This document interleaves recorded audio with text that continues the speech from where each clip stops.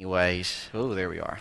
He'll be good to go soon. He'll get those eardrops in and roll along. But hope y'all are having a good morning. We're gonna finish Acts chapter 2, but then I kind of want to talk. I told you this last week and didn't have time to do it, but I kind of want to talk a little bit about the way that it. First of all, I'm going to talk about sermons in general, and then I want to talk about the way that Acts 2 kind of ends, and have us do some talking and some thinking together. So you have Peter preaching what is labeled here, called frequently the first gospel sermon in Acts 2, beginning about verse 22-ish. Well, I guess technically it starts in verse 14. There's this quote of Joel that picks up there in verses 16 through 21. But then 22, that's when he starts saying, "Men of Israel, hear these words," and you kind of go into the sermon, right? And he's preaching about Jesus. That's the sermon. That's the focus, which if you want to talk about in any sermon, your focus should always be Jesus. And, there are times, Paul makes a comment that we must preach the whole counsel of God. So that means there are times that you got to preach things that are difficult to preach. That's the only way to cover the whole counsel of God. You don't do it to try to make people mad, and you shouldn't boast in how many people are upset because you preach the truth. That doesn't. I know people that do that, and that's crazy. But there are people that are going to be upset when the truth is preached because it does prick hearts, it does challenge, it does step on toes, and if you're preaching the truth, you're not stepping on toes as long as you're doing it with love, right? You can be loving and firm, both. And so there are times when, you need to preach things that are more difficult to preach. There are times where I've preached a sermon and I needed to take a nap for about 8 hours. It was just emotionally, physically draining. And that's sometimes how it goes. But to preach the whole counsel of God means the whole counsel of God.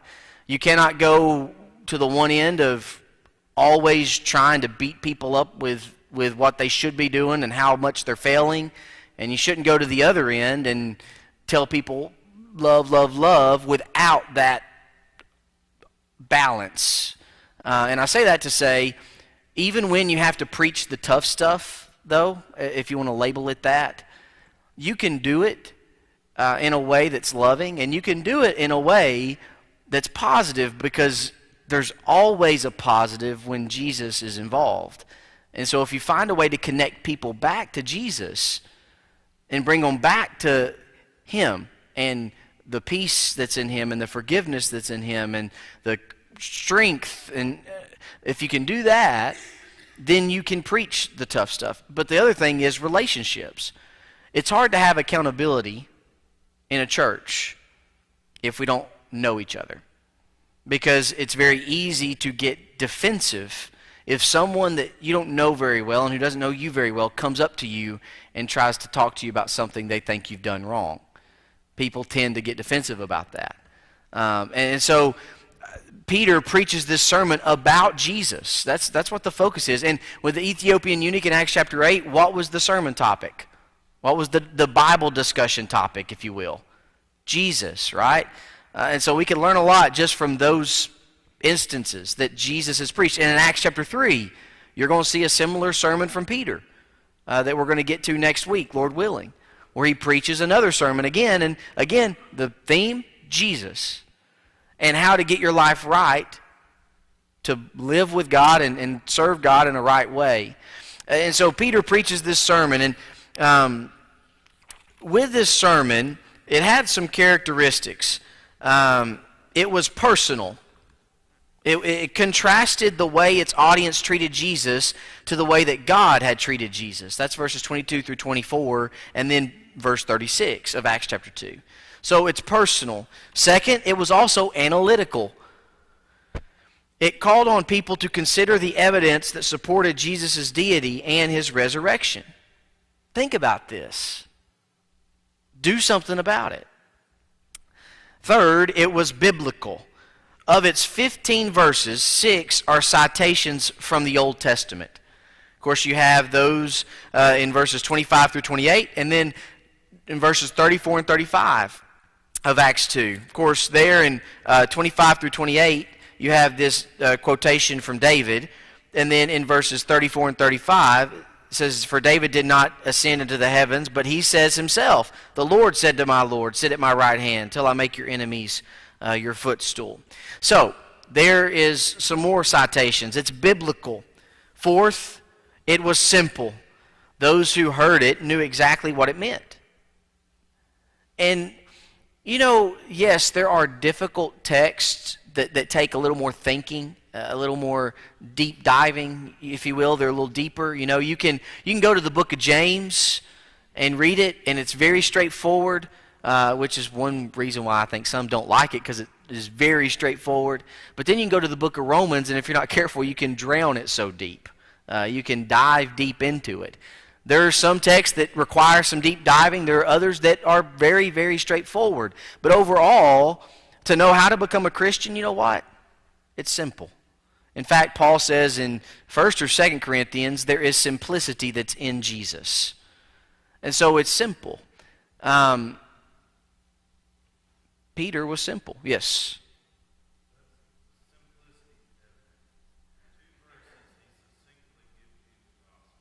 Yeah.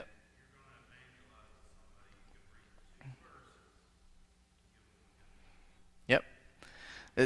Simplicity is evident because in 2 verses he essentially gives the gospel, right? And if you're going to talk to someone, you can give the gospel in simplicity. It gets confusing when we insert ourselves and start to twist it. You know, Wednesday night we talked about Jephthah. That's a lot deeper study. It's a difficult one to study. At the end of the day, it doesn't matter which side you fall on, but there's strong argument to be made, as we kind of talked about, and Steve also pointed out at the end of that story that he followed through and offered his daughter as a burnt offering. But that's a more difficult story to study. But then when you think about becoming a Christian, it's simple, and Peter kept it simple. So it was simple, and then it was also helpful. It was helpful because it told people what they needed to do to be saved. So that's a good sermon. Now don't write these down and see if mine does this, okay? But Peter's sermon, it was first personal. Then it was analytical, it was biblical, it was simple, and it was helpful. And the consequences of the sermon, thousands were baptized, right? Verses 41 and 47 of Acts 2. The New Testament church was established. The church grew on a daily basis. Indeed, a preaching of the gospel is powerful, is it not? So, that is the sermon in Acts 2. As we kind of think about this,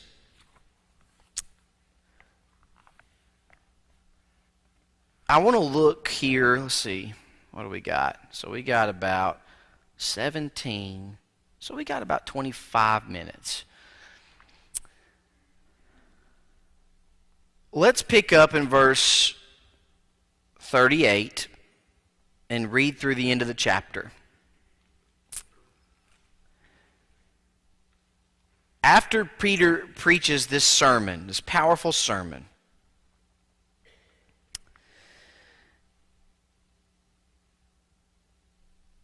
it says, Peter said to them, they're pricked in the heart, they cry out, "Men and brethren, what shall we do?" Peter said to them, "Repent and let every one of you be baptized in the name of the Lord Jesus Christ for the remission of sins, and you shall receive the gift of the Holy Spirit. For the promise is to you and to your children and to all who are afar off, as many as the Lord our God will call." And with many other words he testified and exhorted them, saying, "Be saved from this perverse generation."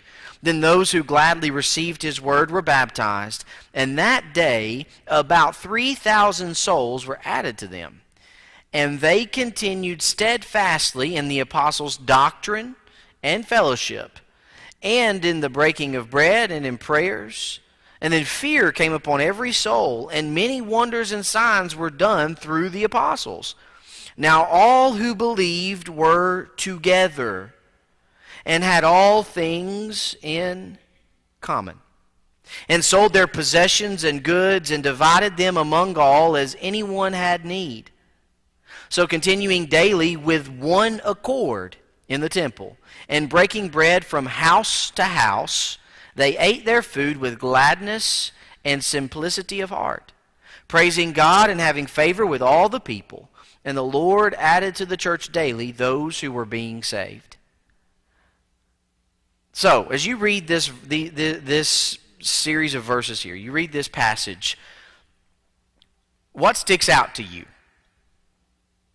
There isn't a wrong answer. I'm just curious. What sticks out to you? Do I now? There is a love for one another. When you look, they continue steadfastly in the apostles' doctrine and fellowship. Fellowship. And in breaking of bread and prayers, fear came on every soul. Verse 44, now all who believed were together. Together. And had not a few things, but had all things in common. Now, when you read that, that doesn't mean they didn't have any kind of disagreements or believed every single thing was exactly the same for every issue of life. It means all things, as I read it, kind of makes it seem like they had all things in terms of spiritual things in common. Had all things in common, and they sold their possessions and goods and divided them among all as anyone had need. Now, you often hear people say that we need to become a church that gets back to the first century, right? Or we want to be the same church that was in the first century. How close do you think we are at getting there? Because to be the church of the first century is not just in the way that we worship. That's part of it. But it's in being the church. They continued in fellowship. When there are events going on, and I say this knowing that some of you have jobs that keep you from coming. Sometimes I know that some of you don't drive at night, and so you can't. If it's an evening event, I know you have family that come in town. I know you get sick. I know that you just can't sometimes. But overall, when we have the opportunity, how often are we excited about the fellowship opportunities? Let's say that there's a game night planned, and we're going to have board games and card games and free food. You think free food people would show up? But do we really look at that as, I can't wait to be there? When I was in youth ministry, my first job in Nashville, I had never done it. I had done one summer of youth work, youth internship. And so I learned a lot, grew a lot in that work. But this church in Nashville had great parents, great family, so I was blessed to work with some great parents. But my philosophy really became, I'm just going to plan a lot of stuff. And I know that you can't come to everything, but I want you to come to what you can come to. And initially we had some kids. See, this church was unique in that being in Nashville, you have some people that are in White House, Tennessee, about 45 minutes away. You have some people, and the reason they're coming is the parents grew up at Jackson Park, where I was. You have some people that are in Portland, Tennessee, and they're coming 50 minutes or more. You have some that are right down the road. You have some that are 20 minutes. We have literally kids from everywhere coming.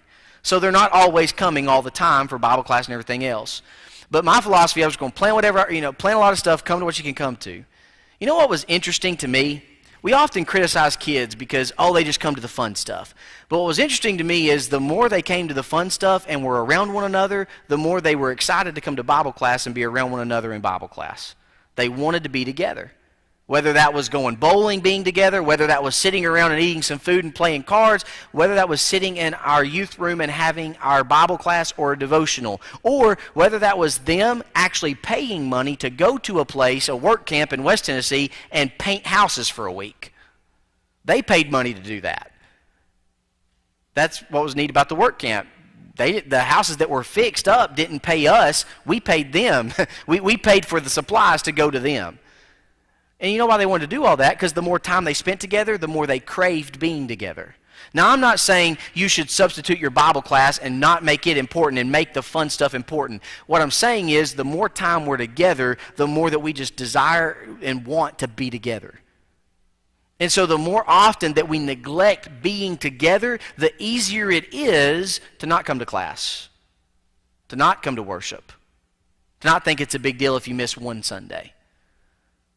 The more that we miss worship, the more that we don't think it's a big deal if we don't come to the next meal, the next game night, the next trunk or treat, the next fill in the blank. Being together creates an environment that people crave and want to be in the more that we're together. And as I look at the first century, I see a group of people, and for some of them, when they became Christians, this became literally their family, because their family would basically disown them for them to becoming a Christian. I don't know who, but I know that happened throughout the first century. And so as I read Peter's sermon, it calls them to change, and they do, and then they begin to live out their identity as the church. You know, we are the church, and so we've got to be the church. I'm going to come back to you in just a second, okay? That way you don't have to keep your hand up. I'll come right to you. There's a song, and I've seen the lyrics to it before, and it might have been I think it was one of the religious bands. It might have been Casting Crowns, maybe, I think. But the lyrics that I had seen were, I think the song was called Body, or If We Are the Body. And the lyrics are basically, for the chorus, if I remember them right. I hope I don't butcher this. But if we are the body, then it's, why aren't our arms reaching? Why aren't our hands healing? Why aren't our feet going? Why aren't our mouths teaching? And basically the whole point of the song is you think of a body, it's not something that just sits and doesn't move. In fact, when that happens with a body, then death is something that begins to set in, right? Activity keeps us moving and alive. And so a church that's living is a church that is active in all senses of what it means to be active. And so with that song, when I was reading those lyrics, I was sitting there and I was like, that's very powerful to think about, because as the church, we have to be a body that's actually doing. And so you can drive through our parking lot on a Thursday, and you can see several cars parked out there, and you can walk in the annex and see several people folding clothes, hanging up clothes, which I think they're going to be doing until the end of time, hanging up clothes, passing clothes out to those that don't have clothes. You go in there and it's so organized. They've got everything where it's great for people to walk through and shop. And you see we have something like that going on. That's activity in a church that's alive. You have an event that you're trying to promote to the community. That's activity in a church that's alive. You have a homecoming. You have a friends and family day, and you challenge the congregation, hey, pass these cards out, and you come back, and out of 1,000 cards, you have very, very, very few left. That's activity where a church is going out and being alive and trying to get people to come. And when you can be here, I guess what I want you to know is you're needed. We want you here, and we need you here, and you need to be here when you can. Now, here's the thing. As I say that, it's Sunday morning Bible class. So you know what that means? What do we call it? Preaching to the choir, right? Preaching to the choir. But we often wonder, why aren't people coming? And I guess maybe if we can keep doing things we're doing and then try to figure out what are some other things that we can do maybe differently, or just try to find a way to reach others in a way that's not unbiblical and not changing what is authorized, obviously. If we can cultivate an atmosphere where people are like, that's where I want to be, then hopefully that's what will happen. They'll be here. And we just keep encouraging. You don't have to beat people up. They get beat up enough. But you can keep encouraging and asking and trying and trying. And if they don't come, you might ask 178 times, Well, ask 179 because they might say yes. And if they say yes, then the 178 no's are worth the one yes. We just keep asking. Not in a pestering way, but just come see what we have going on. And it's a lot easier to do if you buy into what we have going on and believe in what we have going on, which I hope you do. I think you do because you're here. But I look at the church in the first century, and we always talk about wanting to be the church of the first century. We can be that church, but it requires commitment to God and to the church, to each other. You know what that church didn't do? It doesn't seem like they split up over things that were insignificant. It doesn't seem like they were arguing over the little things. It seems like they were focusing on the important things. Peter preaches a sermon, people are changed, and they repent, they're baptized, the Lord's adding to the church, and the church is booming, and it's growing. And so much to the point that they're giving their stuff and selling it so they can put their that money, that stuff together, and then they can say, okay, now who has a need? Who can we help? That's the point, is looking for who we can help. And as you help people, you know what you're doing in helping people? You're making connections. You're developing relationships. And that gives you a chance to have the conversation that matters more than what size shirt are you. It gives you the chance to have a conversation that's deeper than, do you need another can of green beans? But it's hard to get to those conversations if you don't have those other things happening too. Yes, and I'm going to come back to you, Miss Donna. I saw your hand. Just that comment reminds me of what Pat's dad, Bill Turner, made a comment in class, and most people probably will remember, but he said this was a volunteer army. It wasn't. We weren't drafted into it. We volunteered because we believed in what the Bible says, what Jesus has taught. And so when we volunteered to put ourselves in it. And so our commitment should be to continue throughout our life. Yeah, absolutely. It's a volunteer army. You know, I guess sometimes in ministry you end up voluntold a lot of times, but it is a volunteer army, and it means you weren't drafted into it, you chose to be a part of it. And that's why when you think of Jesus in Luke 9:23, when he basically says, if you counted the cost of what it's going to take to follow me, if you really want to follow me, you got to deny yourself. We always go to pick up the cross as the next thing, but that denial of self is huge too. You see this importance of self-denial in Galatians chapter 6, and it's a very important part of becoming a Christian, because Jesus denied himself to carry out God's plan.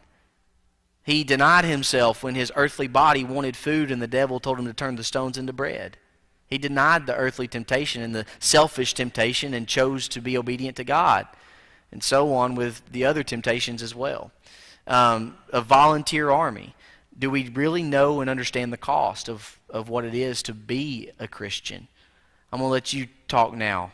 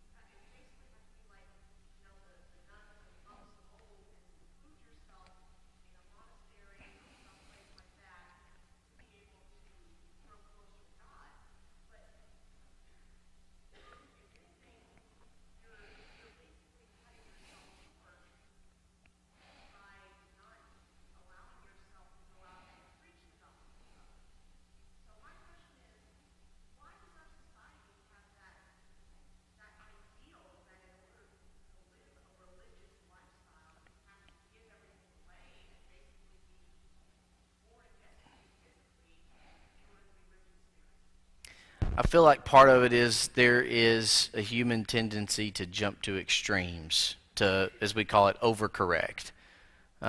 So if one person's doing this and I don't want to end up there, then I'm going to go all the way to the other end of the spectrum, even though I didn't have to travel that far away. And that's kind of, it doesn't say they sold all their possessions, right? It says they sold their possessions. In fact, in Acts 4, in verse 32, it says, "Now the multitude of those who believed were of one heart and one soul." There's that unified being again. "Neither did anyone say that any of the things he possessed was his own, but they had all things in common. And with great power the apostles gave witness to the resurrection of the Lord Jesus, and great grace was upon them all." So all things in common again. It's not just the spiritual, but now this is talking to that all things in common. You got the spiritual, the things that matter, but then they had all things in common in terms they did not view their own stuff as only their own. So the way I look at it for us is, anybody ever been on a mission trip out of the country to a third world country? Okay? Did you see some things, and like maybe you saw a house that there was a family living in, and you thought, how in the world is that family living in that house? Anybody ever see that? Okay. Here's the thing. Sometimes what happens is Christians will go on a mission trip like that, and they'll see that, and they'll come back to the country, and they'll feel terrible about the house they live in. And they'll think that to be a Christian, they've got to sell all their stuff. But the point isn't that. The point is to realize that in our abundance, in our overflow of blessing, we can bless others instead of only pouring it back on ourselves. You don't have to be upset about the house that you lived in because you worked for that, and you've earned that, and you've gotten to that point. But maybe instead of eating out every meal of the day and of every day of the week, maybe you take one of those and you do something different with that money that would help someone else. You know what I'm saying? Like, that's a silly thing, but there's all kinds of ways where you can find that in our overflow of blessing, we can allow that to flow on to someone else instead of trying to pull it back into our own cup. That's not what it means to have this abundance, this overflow. God blesses us beyond what we deserve. And in turn, we should turn to others and find ways to bless them because we have more than we need. That doesn't mean you have to downgrade and downsize everything that you work to achieve. It just means there are areas where it doesn't hurt you. It doesn't affect you to do something that would help someone else. But I think that the problem is you just have people that overcorrect. It's been a problem all through time. We overcorrect. It's a problem in the church. We overcorrect. Someone doesn't want to hear what is labeled hellfire and brimstone, and they go somewhere else where all you ever hear is love, love, love, and it's no substance or any truth. It's just love everything and love everyone without any biblical things to go with it. And that's a way overcorrection. But then you have other people, it's like, oh, I don't want to wind up there, so all they try to do is the opposite, the hellfire brimstone, instead of having balance. Balance is so important in everything. And so I think that's why you have that there. 1 Corinthians 12, let's see what, all right. 1 Corinthians 12, a passage about the body. And I like to look at the church like a puzzle, right? You ever put together a puzzle and you've put every piece in and there's one right in the middle that you can't find? And you yell at your spouse, I knew you were going to lose that piece when you knocked over the box. Right? Or your kids, who took the last puzzle piece? I mean, there are probably families that have divided over losing a puzzle piece. Anybody ever experienced that frustration? One of the things going over to Papa and Granny's I could always count on, I'd walk into their house and I'd go stay with them in the summer, and sitting in one of the extra rooms would be a card table, and on that card table would be a puzzle that Granny had been working on. She loved her puzzles. Without that piece, it doesn't matter if it's a 1,000-piece puzzle and you have 999 pieces intact. Without the one, it is an incomplete picture and it is an incomplete puzzle. It doesn't matter if you have a 1,000-member congregation and 999 are coming. Without the one, you're still incomplete. You need the one. And I like to look at the church like puzzles, like a puzzle piece. All different sizes, all different colors, all different shapes, but every piece fits together beautifully to make a picture and an image that's awesome. But if one piece is missing, the whole puzzle is out of whack. And that's kind of what I think of when I go to 1 Corinthians 12 and I read through the passage. And I look that not everybody is, an eye and a nose and a mouth and an ears, right? Because if there were no nose, where would be the smelling? If there were no eyes, where would be the seeing? If there were no ears, where would be the hearing? Every piece is important. You've heard it, but do you believe it? That you are that important to the church? That the church really needs you desperately? That without you, and those watching on any stream, without wherever the camera is, without you, we're not complete.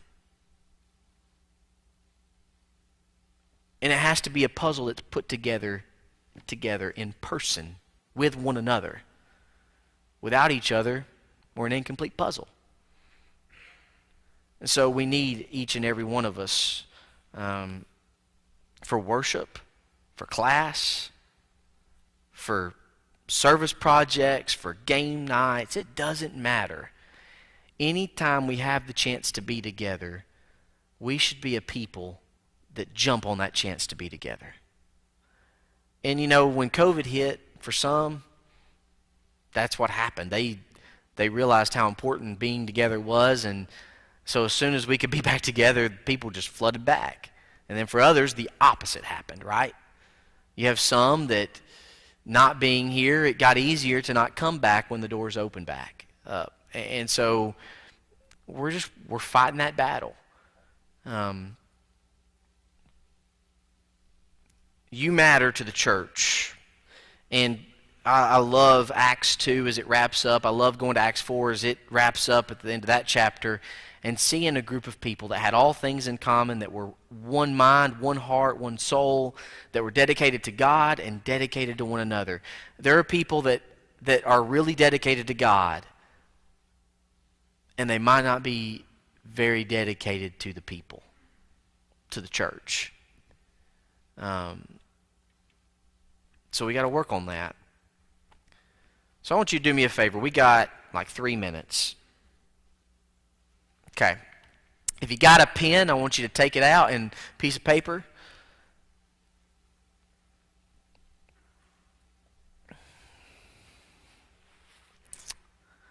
All right.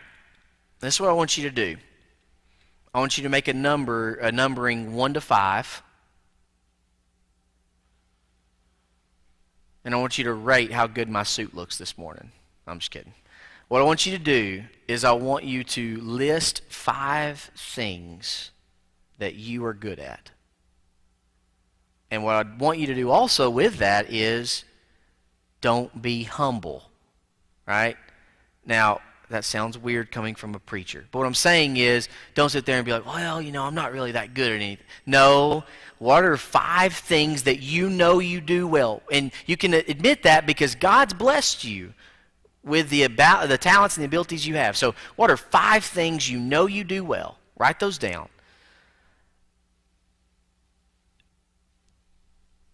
And I want you to go home later today and think through those 5 things and ask yourself, which one of these, or how can I use each of these to the glory of God and to the growth of the church? And you look down, you're like, well, Cody, mine just says baking. Well, just bring over some baked goods to the preacher's house.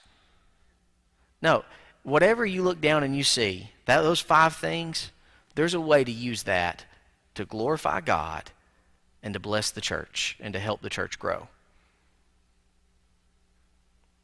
But until you make the list, it's hard to think through it. So I want you to think through it, pray about it, and pick at least one and see if you can find a way to this week focus on that one thing of those 5 and utilize it. And if you're able to do that, next week pick another one of those 5. I can't tell you what you're good at, but you know. Don't show your spouse because they'll probably correct it. No, you're not really good at that. I want to thank you all for all that you do. Central is blessed to have you here, and Central needs you here. Let's keep doing what we can to help the church grow spiritually, and let's keep doing what we can to help the church grow in number. And in all that we do, let's continue to do whatever we can, all for the glory of God. And if that's our focus, the rest will take care of itself. But we have to be a people who's dedicated to Him and dedicated to each other. So, the next event that we have, everybody's going to be there, right? Thank you all for everything, really. I appreciate you. There are handouts in both lobbies. We're going to end. I haven't heard a bell. Has there been a bell? There was? One or two? Okay. Whew. Man. All right. So we're going to end 10 seconds early. All right? Oh, that was the second one? I didn't even... Oh, there it is. Okay. We're going to end right on time. Thank you all for being here. Grab a handout for the sermon. Acts chapter 3 next week.